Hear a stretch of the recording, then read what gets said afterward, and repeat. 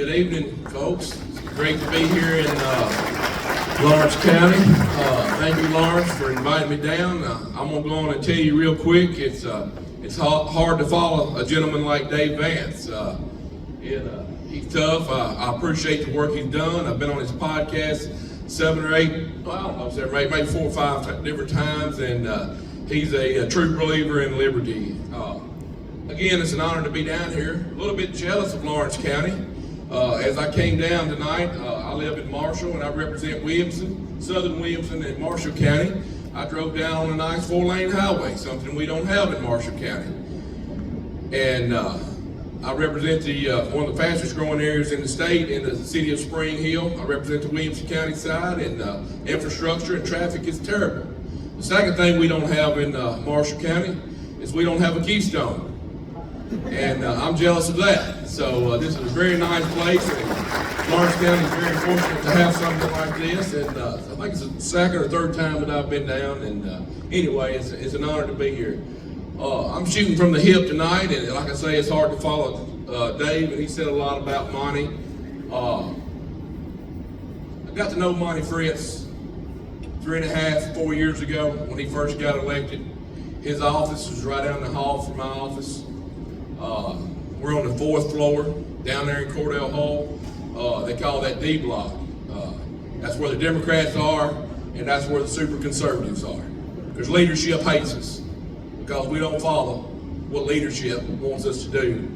We do what the people want. We do what you want us to do. We vote the way you want us to vote. And Monty's done that since he's been down there. He's represented his district and he's represented the state well.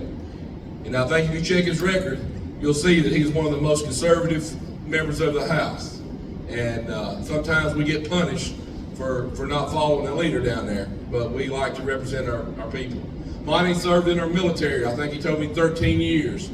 I think he served 8 or 10 before 9/11. After 9/11, Monty went back and served another 3 or 4 years in our military.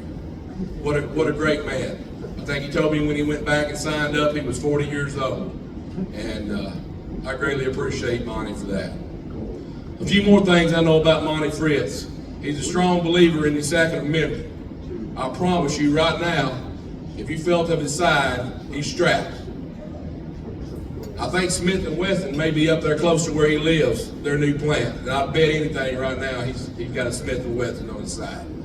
With me saying that, I can promise you he will always stand up and he will fight for your Second Amendment right. He's not going to do what's going on and what Dave touched on right now. And it's sad right now in this state that our governor is using your tax dollars to fight against your rights. We got a win a couple of weeks ago when that judge ruled in our favor that you could go armed in state parks and that you could carry with the intent to go armed. And now we've got our governor and our AG working against us, along with some of our leadership, the supermajority, which is not right. Another thing I can tell you about Monty Fritz, we've seen on the news, we've seen our senators standing beside President Trump this last week as he signed that executive order to send the National Guard to Memphis. Let me tell you something. Under a Fritz administration, we don't need President Trump telling us what to do with that National Guard. He'll make that call. We won't need Washington running Tennessee. It'll never happen. Now, I'm going to be short and quick. I want you to hear Monty. We've got 3 candidates, 3 good candidates. I'm not going to sit up here and be negative about nobody. But Tennesseans have got to ask yourself one thing when you go to the poll. There's only one question you've got to ask yourself. And that question is, do you want Washington running Tennessee, or do you want Tennessee running Tennessee? Because the other 2 candidates have hung out in the swamp in D.C. long enough to come home and contaminate us here. And we don't need that. We need a true conservative to take and run this state, and it's that man is Monty Fritz. It's my honor to introduce to you the next governor of the great state of Tennessee, Monty Fritz.